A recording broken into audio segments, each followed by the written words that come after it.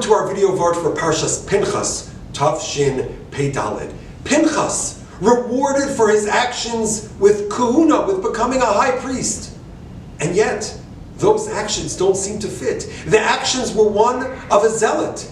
And who said, what qualified? How was Pinchas licensed to do what he did, to take out Zimri and Cosby with a spear? The secret, says Rabbi is that it is a very specific type of zealotry. Bekano, it is the zealotry of kinasi besocham.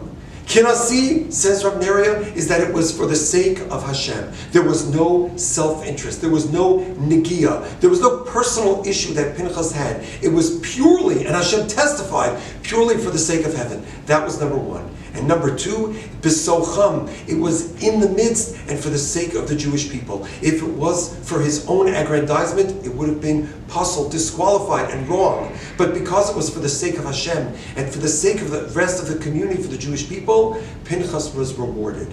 Yes, of course, we have to be cautious. We have to make sure not to be overly zealous, but sometimes it's called for. And that is required, says Rav Neria, to pass these two tests. It's not easy, but a person has to know, to make sure that if we're going to be zealous, it's got to be for the sake of Hashem and for the sake of Klal Yisrael. Good Shabbos.